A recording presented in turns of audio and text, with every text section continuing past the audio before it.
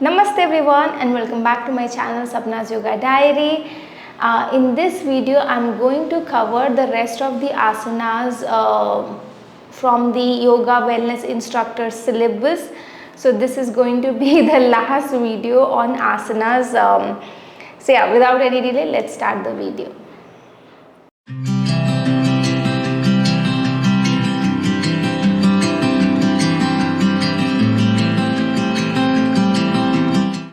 Alright, so the rest of the asanas are in the laying position. So the first asana is Makarasana. In Makarasana what you do is you lie down on your stomach, keep your feet together or as close as is comfortable to you. I hope you can see my feet. As close as is comfortable. Now the position of the elbows will be like this. So you'll place your elbows down. So there will be some space, around half a feet of space between your elbows. And now you will place your palm on your cheeks. So if you need to see the spacing between the elbows, you can see this. So this much is the space. This is comfortable. So basically you have to see what is comfortable to your body. The elbow should not be too wide and it shouldn't be too close to each other. So yeah, that was Makarasana, the benefits of Makarasana. So if you see in Makarasana, the half of the spine was relaxing and the upper half of the spine was elevated. So this position basically helps in releasing the tension from the spine and is very helpful in the health issues like sciatica and slip disc. Also, if you are suffering from respiratory disorders like asthma, in those cases also this is one of the gentle postures that you can practice. When you should avoid this posture? You are lying on your belly. So if you are pregnant, in that case you have to avoid this posture. Or if you have recently gone through abdominal surgery, in that case also you have to avoid this posture. Next posture is Bhujangasana. There are many variations of Bhujangasana. I am going to show you the one that I teach to my students. So in Bhujangasana again, the position is very similar to Makarasana, which we just did. So the lower area of the body, the lower portion of the body will remain in the same manner. That means you have to keep your feet together or as close as is comfortable to you. Arms will be bending from the elbows. Palms will be placed by the side of the shoulders, little bit behind the shoulder. Both palms should fall in one straight line. So just check your alignment before you start. Chin on the mat. As you inhale, with the minimum support of the palm, lift your body up with inhalation. Take the minimum support of the palm. If you can, open your elbows, pushing your shoulders back, head back. Good. But if you're not able to open your elbows, you can bend your elbows slightly like this. Okay, so this is also okay if you're not comfortable opening your elbows. Close your eyes, breathe normally, naturally. Focus on the breath.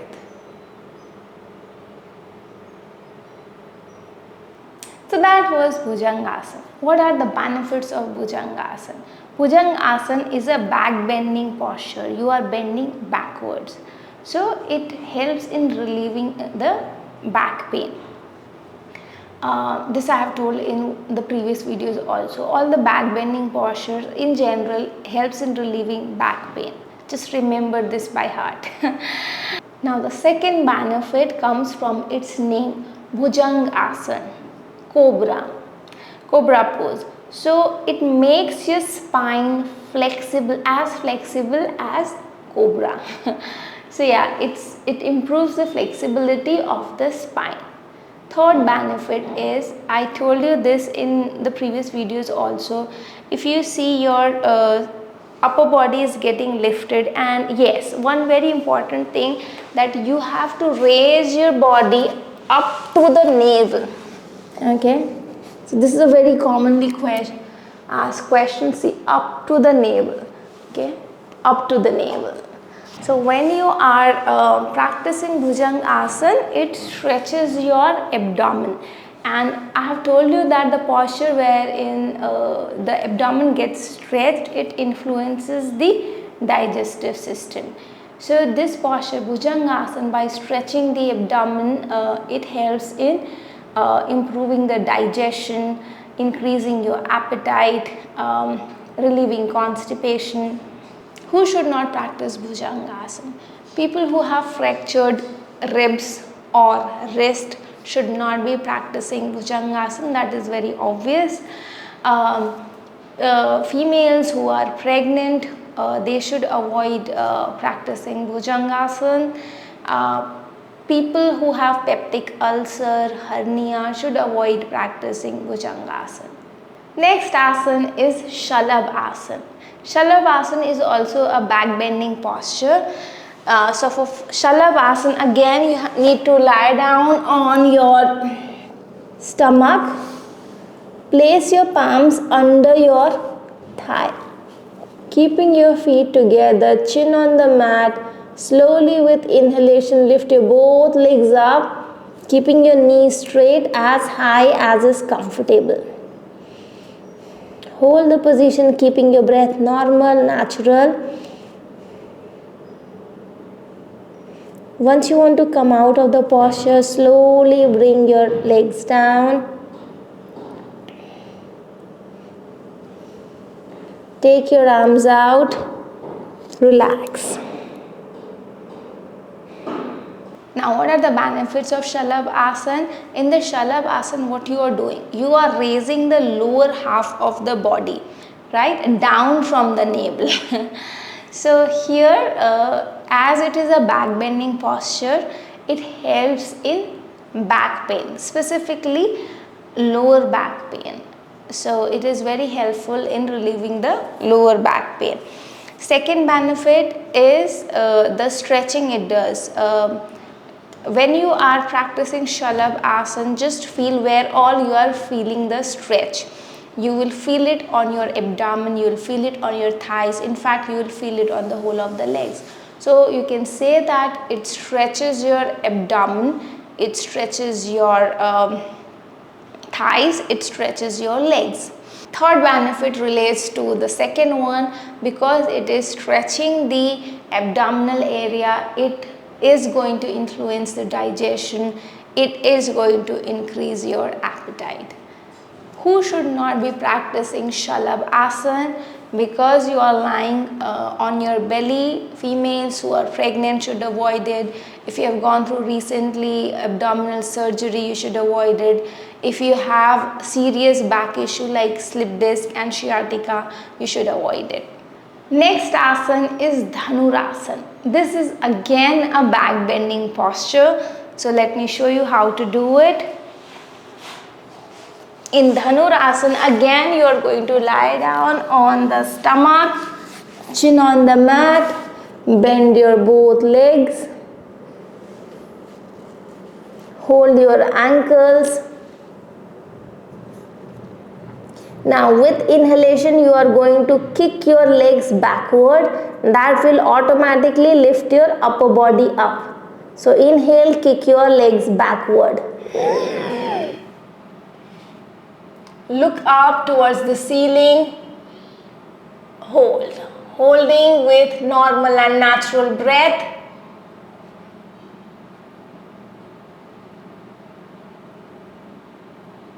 When you want to come out of the posture, slowly exhale, bring your chin down, release your legs and relax. Now, what are the benefits of Dhanurasana?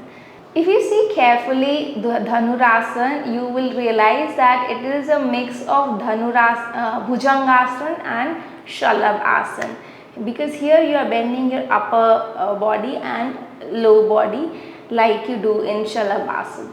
So, the benefits and contraindications are basically the mix of what it comes from Bhujangasana and Shalabhasana. It relieves back pain. It is, in fact, it is back strengthening posture. It strengthens your back. It stretches the abdomen, so it increases your appetite. And because here you take your arms back, the chest is opening up, it is very helpful in relieving the respiratory disorders like asthma. Now, who should not practice Dhanurasana? People who have severe back issue like sciatica and slip disc should not be practicing Dhanurasana. Females who are pregnant should not be practicing Dhanurasana. If you have recently gone through abdominal surgery, you should not practice Dhanurasana. So basically, it's if you see, it's a mix of what you heard in Bhujangasana and Shalabhasana. The next posture is Pavanamuktasana. In the syllabus, you see Pavanamuktasana and its variation. Honestly, I am not sure what they mean by its variation, but I am going to show you two variations. I am hopeful they will just ask you what is, how Pavanamuktasana is done, or their benefits or contraindications. I am hopeful they will ask only this part, because by variation I am not sure what syllabus is trying to ask. So yeah, okay, so I am going to show you two variations as said. So for Pavanamuktasana, you basically start from Shavasana. From Shavasana, you slowly bend your both legs from the knees, hold your shin bone. Slowly with inhalation, lift your head up, hug your knee, bring your nose in between the space of the knees or as close as is comfortable. Keeping your eyes closed, breathe normally, naturally.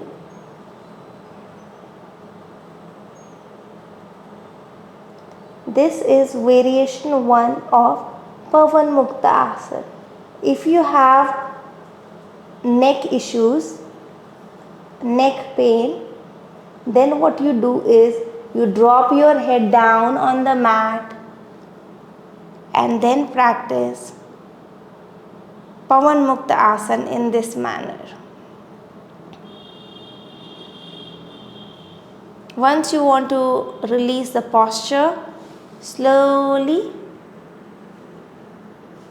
release your legs and relax in Shavasana. So that was Pavanamuktasana. Pavanamuktasana, the variation, the first variation that I showed you, that is basically Pavanamuktasana. The variation, second variation that I showed you, that is basically a modification given to the people who have sensitive neck. Pavanamuktasana. Pavanamuktasana is called as wind releasing pose in English. Pavanamuktasana is also a counter pose of Dhanurasana. Dhanurasana, which I just demonstrated before Pavanamuktasana. So when I say counter pose, when you are practicing Dhanurasana, you need to follow, it would be good if you follow Dhanurasana with Pavanamuktasana. So this is the counter pose of Dhanurasana, and this can be asked that because both postures are there in the syllabus. So it can be asked that what is the counter pose of Dhanurasana. So you need to say Pavanamuktasana. What are the benefits of Pavanamuktasana? The first benefit comes from its name, wind releasing pose, Pavanamuktasana. So it helps in passing off the gas, releasing, relieving constipation, indigestion. So it helps in that area. Also, when you are practicing Pavanamuktasana, you are bending your legs and head forward. So the pressure is developed on the back. So it basically strengthens your back. Also, when you are practicing Pavanamuktasana, you basically creates a pressure on the belly. So it also helps in improving your digestion, raising your appetite. So on one way it releases the constipation, it releases the gas from the body, indigestion, and also it helps in improving your appetite. Okay, so that was a benefit of Pavanamuktasana. Now what are the contraindications? Who should not be practicing Pavanamuktasana? Now if you see in Pavanamuktasana, you are elevating your neck, right? So people who have neck injury, cervical spondylitis, they should not be practicing Pavanamuktasana. If at all they want to practice Pavanamuktasana, then they have to drop their head down so that the pressure does not come on the neck. People who have sensitive back, severe back issues like sciatica or slip disc should not practice Pavanamuktasana. People who have recently gone through abdominal surgery, because the pressure comes on the abdomen, they should avoid Pavanamuktasana. Females who are pregnant should not be practicing Pavanamuktasana. Next asana is Uttanapadasana. Now Uttanapadasana and the asana after Uttanapadasana is Ardha Halasana. Both asana belongs to inverted group of postures. So I am going to demonstrate both Uttanapadasana and Ardha Halasana one after the other, and the benefits and contraindications of both are actually exactly similar. So I am going to state the same benefits, so that if either of the postures are asked to you, you don't have to memorize different benefits, right? It's going to be same for both. So for Uttanapadasana, you have to bring your feet together, arms close to the body, palm facing the floor. As you inhale, lift your legs up, keeping your knees straight to 30 to 45 degrees. Okay, keep your knees straight. Hold this position for as long as is comfortable, keeping your breath normal, natural.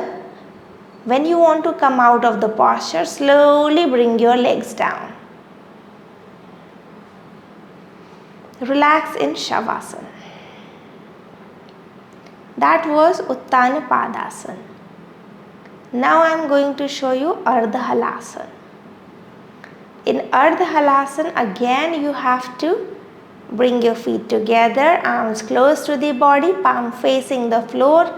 With inhalation, lift your both legs up to 90 degrees this time.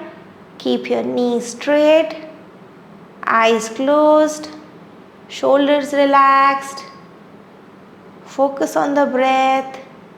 Breathe normally, naturally, and hold for as long as is comfortable.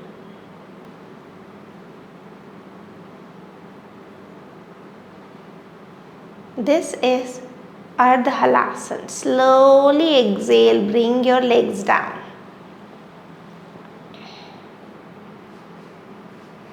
Relax in Shavasana.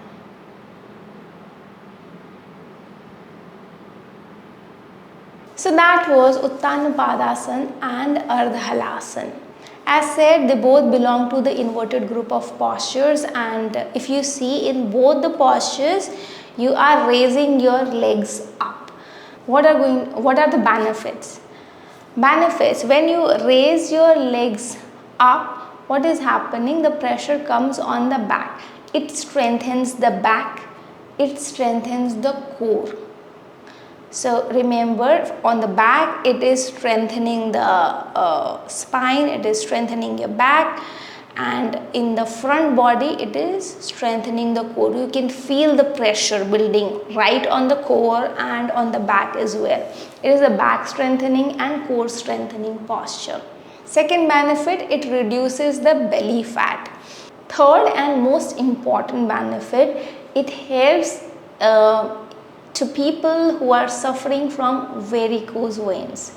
So varicose veins, I'll not get deeper in the problem what exactly it is, but just remember this thing. In varicose veins, what happens? Varicose veins is a problem relating to, mostly it happens in the leg area, and it is basically, it happens because of prolonged duration of sitting or walking. People who have sitting job, keeping their legs down all the time, or who have standing jobs, they basically encounter this problem as they age.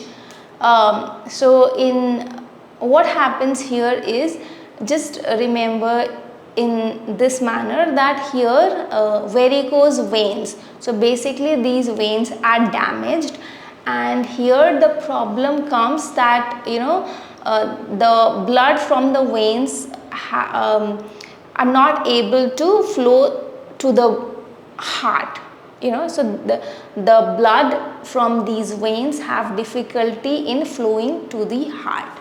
Just remember this much. So what inverted postures do is, when you lift your legs up, okay, when you lift your legs up, the blood will flow downward, right? So when you lift the legs up, the blood flows down, so it will ease, it will push the blood from the damaged veins to flow towards the heart. So that's how the inverted postures are beneficial to the people who are suffering from varicose veins. I hope I made my point clear. So this is a very important benefit. You need to remember that for inverted group of posture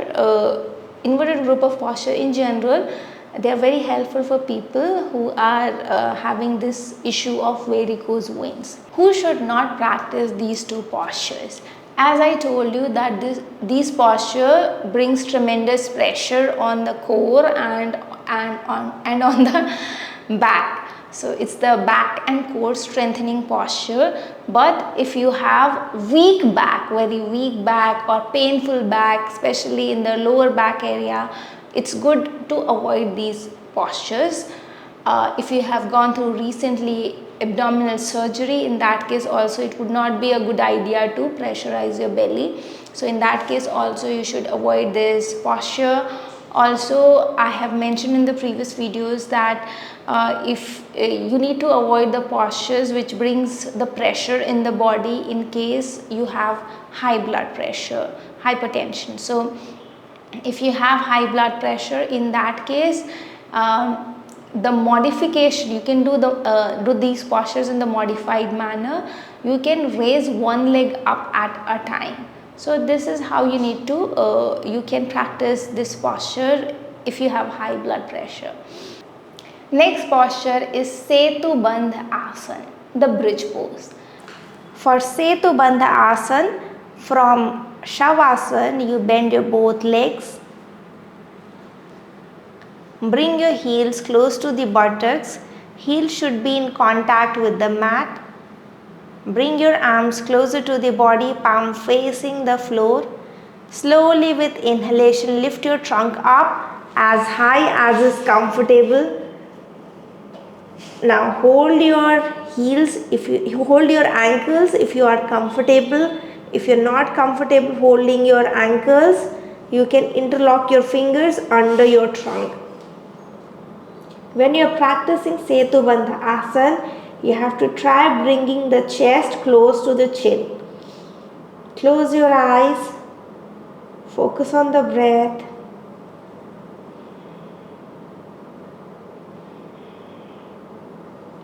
When you want to come out of the posture, slowly bring your trunk down, extend your legs forward, relax in Shavasana. That was Setu Bandhasana. Now what are the benefits of Setu Bandhasana? Setu Bandhasana, the first benefit comes from the areas that are being stretched when you practice Setu Bandhasana. So when you practice Setu Bandhasana, you feel the stretch on the neck, on the chest and on the spine. So the neck, chest and spine get stretched in Setu Bandhasana. The second benefit is because of the expansion in the chest is raised up high, right? So it helps with the it helps for the people who have respiratory disorders because the oxygen intake gets better, the respiration gets better. So it helps in respiratory disorders like it helps in relieving respiratory disorders like asthma. And this Setu Bandhasana, the third benefit and very important benefit is it is one of the stress relieving posture. So when you practice Setu Bandhasana, it really calms your mind. So yeah, the third benefit is it releases the tension by calming your mind. It is the stress relieving posture. Because it releases the tension, it calms your mind, it is very beneficial for people who have high blood pressure. Who should not practice Setu Bandhasana? People who have injury in the neck or on the back, they should avoid Setu Bandhasana. Now the next posture is Matsyasana. Matsyasana. For this posture, lie down on the back in Shavasana. So from Shavasana, slowly bring your feet together, arms closer to the body. Now with your elbows, slowly lift your upper body up to around 45 degrees. Turn your head back and slowly drop your crown down. Now you can insert your arms in the space that you have created on the back. Hold.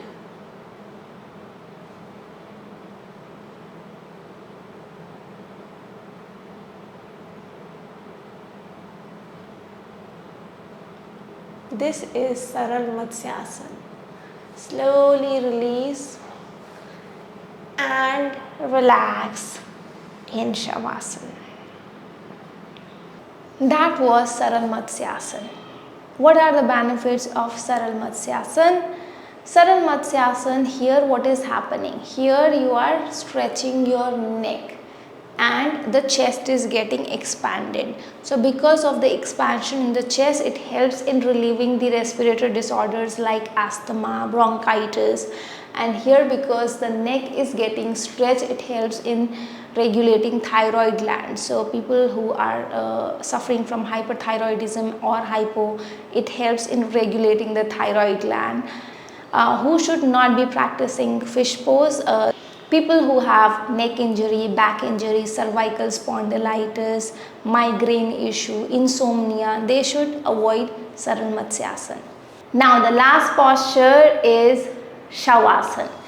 For Shavasana, you basically keep your legs apart, head, neck, spine in one straight line, arms few inches away from the body, palm facing the sky. Body in the state of relaxation, eyes gently closed. Keep your body absolutely loose and still like a dead body. This is Shavasana. What are the benefits of Shavasana? Shavasana helps in releasing the tension of the body. It helps in releasing the fatigue from the body. It calms the mind. So that was Shavasana. Sorry, the battery got exhausted. I hope this video was helpful to you. If you have any questions, you can put it in the comment box. And if you have not subscribed to my channel, please do. I also run online yoga sessions for general health and well-being, and private session, that's basically therapy sessions. If you have any inquiries, you can DM me on Instagram or Facebook. Thank you so much for watching this video.